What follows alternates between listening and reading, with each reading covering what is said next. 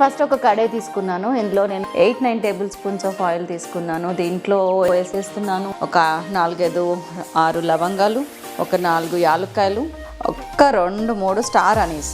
మీకు తెలుసు కదా, అనాస పువ్వు అంటారు. దీంతో స్మెల్ చాలా బాగుంటుందండి. చేపల్లో ఉండే నీసు వాసన అట్లా ఏమన్నా ఉంటే ఇట్లాంటివి వేసుకొని మనం పులుసు పెట్టుకుంటే సూపర్గా ఉంటుంది.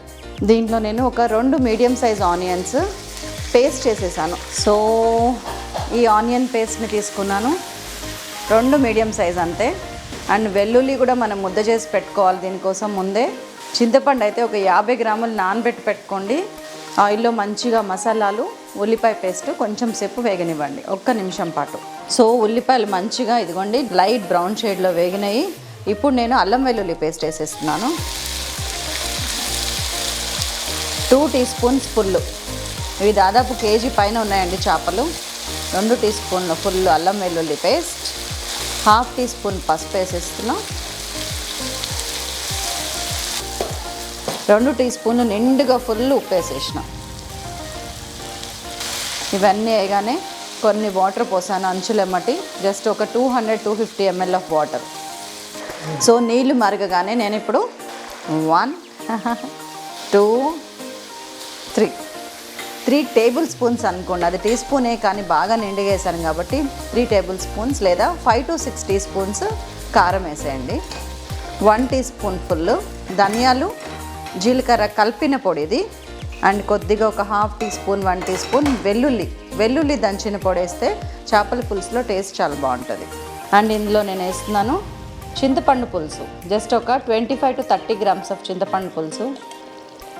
అంటే మీరు పులుపు తిన్నదాన్ని బట్టి వేసుకోండి. నేను ఇంట్లో కొంచెం పులుపు ఎక్కువ తింటాను కాబట్టి ఫుల్ 30 గ్రామ్స్ వేసేసాను. మీకు ఒకవేళ డౌట్ ఉంటే 15-20 గ్రామ్స్ వేసుకోవచ్చు. మన చేపల పులుసు కన్సిస్టెన్సీ అనేది ఇప్పుడు మనం పొయ్యబోయే నీళ్ళని బట్టి ఉంటుంది. ఇప్పుడు నాకు పులుసు కొంచెం లూజ్గా కావాలి, 1 కేజీ చేపలు ఉన్నాయి కాబట్టి నేను ఫుల్ 1 గ్లాస్ నీళ్ళు తీసుకున్నాను. ఈ లూజ్ నాకు సరిపోతుంది, ఎందుకంటే చేపల్లోంచి ఇంకా నీళ్ళు వస్తాయి.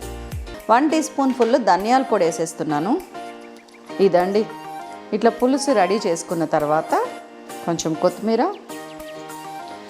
ఇంకొంచెం పుదీనా అండ్ 1 టీ స్పూను జీలకర్ర పొడి కూడా వేసేస్తున్నాను.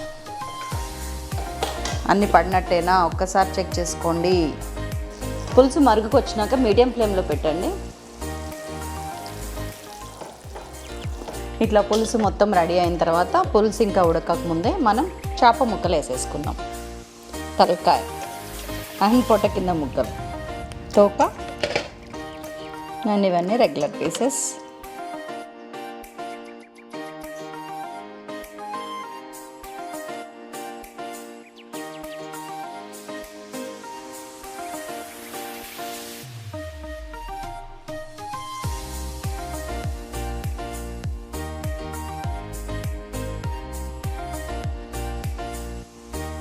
ఉడికొచ్చేదాకా వెయిట్ చేద్దాం.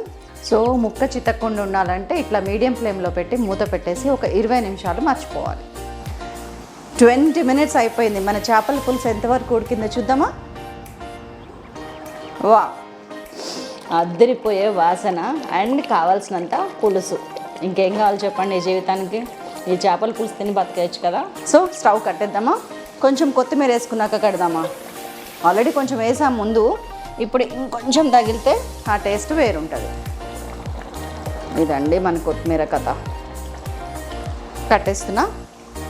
అద్భుతమైన చేపల పులుసు గిన్నెలోకి అలా అలా అలా ఓకగా వంచుతుంటే అండ్ దీన్ని డైనింగ్ టేబుల్ మీద పెడితే వెంటనే మీకు చేసేయాలనిపిస్తుంది కదా. మరెందుకండి ఆలస్యం, చేసేయండి. It's a matter of just 2 చిటికలు. ఆర్డర్ వేయండి, చేపలు వచ్చేస్తాయి. అండ్ ఇలాగా జస్ట్ ఒక 25 మినిట్స్లో చేసేయండి. వెరీ సింపుల్ అండి, బట్ టేస్ట్ మాత్రం అదరహో అదరహ. సో ఇదండి ఇవాల్టి చేపల పులుసు విశేషాలు. కథ కమామిషి కూడా ఇదే. మీరు ఎప్పుడు చేస్తున్నారో ఆ కథ కూడా నాకు చెప్పండి కామెంట్ రూపంలో. నేను మీ కామెంట్ కోసం వెయిట్ చేస్తూనే ఉంటాను.